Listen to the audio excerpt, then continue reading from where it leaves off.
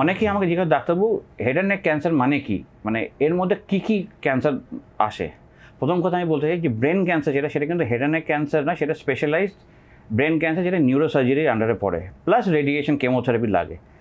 Main হচ্ছে যে head and neck cancer যেটা দেখছি আমাদের মুখের, ধরুন এই ঠোঁটের ক্যান্সার, জিভের ক্যান্সার, মাড়ির ক্যান্সার, গালের ক্যান্সার, তালু যেটাকে সফট প্যালেট, হার্ড প্যালেট, তার টনসিলার পিলারের ক্যান্সার, ওরোফ্যারিঞ্জ যেটা গলার হলো, ল্যারিঞ্জিয়াল আমাদের শব্দপেটির ক্যান্সার, আর থাইরয়েড ক্যান্সার, প্লাস মুখের কোনো সুপারফিশিয়াল ক্যান্সার, ধরুন কানের, চামড়ার, এগুলো সেগুলো সব হেড অ্যান্ড নেক ক্যান্সারের মধ্যে পড়ে। আর এর জন্য স্পেশালাইজড ট্রেনিং আর সুপার স্পেশালাইজড দিয়ে ট্রিটমেন্ট করানো উচিত।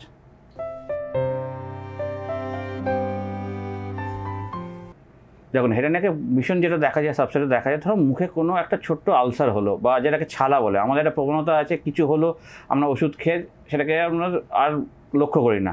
আমাদের একটা মুখের মধ্যে কোনো ছালা হচ্ছে কি না, আলসার হচ্ছে কি না, বা ধরুন দাঁত হঠাৎ লুজ হতে শুরু করলো কি না, গালের মধ্যে লাল দাগ লালচে হয়ে গেল কি না, বা কালো কালো স্পটস আসতে শুরু করলো কি না, হঠাৎ দেখতে পাচ্ছি যে জিভে খাচ্ছি কিন্তু কানে অবধি ব্যথা যাচ্ছে, এগুলো সবই হেড অ্যান্ড নেক ক্যান্সারের একটা লক্ষণ। সেই জন্য যদি এরকম কোনো সিমটম আপনার 15 দিনে বেশি থাকে, তাই ইমিডিয়েটলি আপনার ডাক্তারকে দেখান, তারপর ট্রিটমেন্ট করান।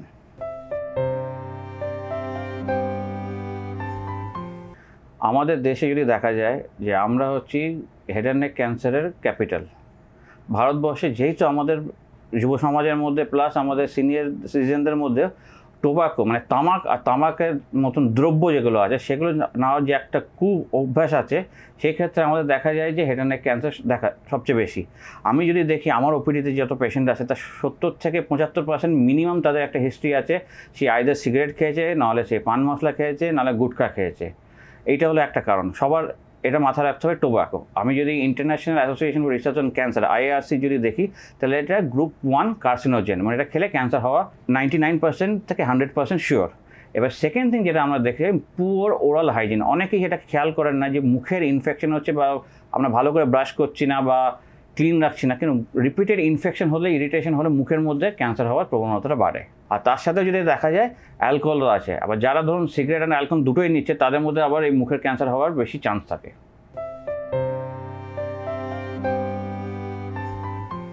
দেখুন যেটা আমাদের বুঝলাম ক্যান্সার, যেটা আমরা বুঝি আমাদের যখন রিকারেন্স ফ্রি যখন কথা বলি, আমাদের ডিজিজ ফ্রি সার্ভাইভাল আছে আর রিকারেন্স ফ্রি সার্ভাইভাল আমাদের কাছে পরিণত হচ্ছে 5 বছরের সার্ভাইভাল।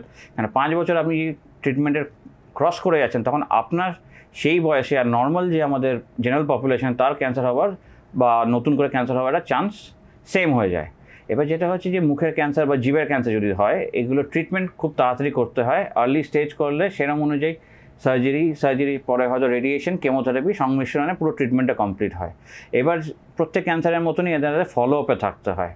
একবার যখন ক্যান্সার আছে প্রবণতা আপনার ফিরে আসা সবচেয়ে হাইয়েস্ট যেটা বলে প্রথম বছরে থাকে। সেই জন্য আমরা অ্যাভারেজ বলি প্রথম বছরে প্রত্যেক 3 মাস অন্তর অন্তর ডাক্তারের কাছে ক্লিনিক্যালি চেক আপ করান, আর দরকার পড়লে হবে কোনো ডাউট হলে। কারণ হেড অ্যান্ড নেক সাবসাইড যেটা ক্যান্সারে আছে সেখানে যদি লোকাল রিকারেন্স হয় তখন আবার সার্জারি করলে কিন্তু সুরা হওয়ার ট্রিটমেন্ট খুবই ভালো। এই অ্যাডভান্স স্টেজে যখন আসছে তখন প্রবলেমটা হয়ে যায়।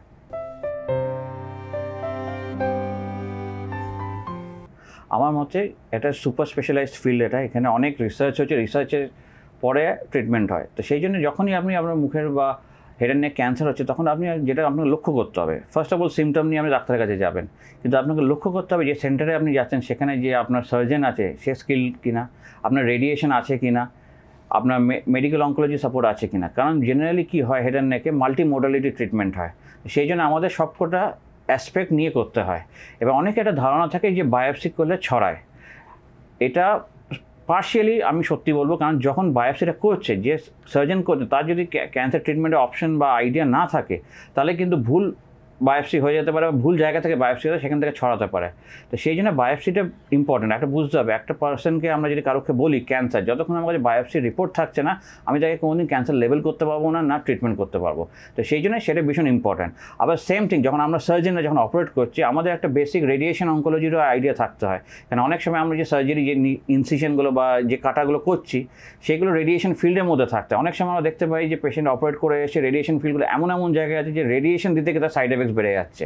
তো সেটা জানানো না হয়, সেই জন্য সবসময় যখন ক্যান্সার ট্রিটমেন্ট একটা স্পেশালাইজড ক্যান্সার ইউনিটি করাবেন।